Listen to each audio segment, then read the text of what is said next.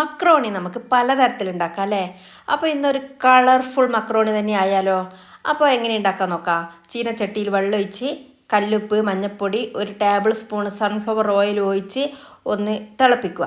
ആ സമയം കൊണ്ട് നമുക്ക് മക്രോണി ഒന്ന് 3-4 പ്രാവശ്യം കഴുകി എടുത്ത് വെച്ച മക്രോണി തിളച്ച് കഴിഞ്ഞാൽ അതിലിട്ട് ഒന്ന് ഇളക്കി ഒന്ന് വേവിച്ചെടുക്കണം. വെന്ത് കഴിഞ്ഞാൽ പച്ചവെള്ളത്തിലേക്ക് മാറ്റി കൊടുക്കണം.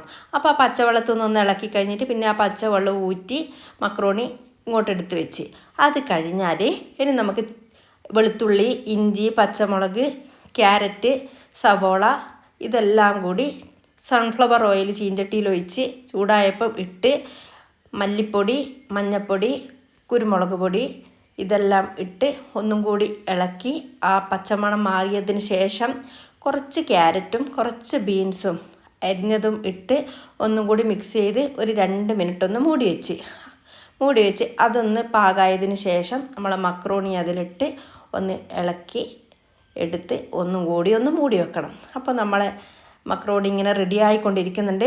ഇതുവരെ സബ്സ്ക്രൈബ് ചെയ്യാണ്ട് കാണുന്നവരൊക്കെ ഒന്ന് സബ്സ്ക്രൈബ് ചെയ്യുക, ഷെയർ ചെയ്യുക, ലൈക്കൊക്കെ ചെയ്ത് സപ്പോർട്ട് ചെയ്യാൻ മറക്കരുതേ. ഇനി ഇത് എല്ലാവരും ഉണ്ടാക്കാത്തവരുണ്ടെങ്കിൽ ഇതൊന്ന് ഉണ്ടാക്കി നോക്കുക. പിന്നെ ഞാൻ ലാസ്റ്റ് ഇനി ഇട്ടത് മല്ലിച്ചപ്പാണ് ഇട്ടത്. മല്ലിച്ചപ്പ് ഇട്ട് നമ്മളെ മക്രോണി ഇതാ റെഡി ആയി കഴിഞ്ഞിട്ടുണ്ട്. അടിപൊളി ടേസ്റ്റാണ്. അടുത്ത വീഡിയോ ആയിട്ട് വരുന്നവരെ see you.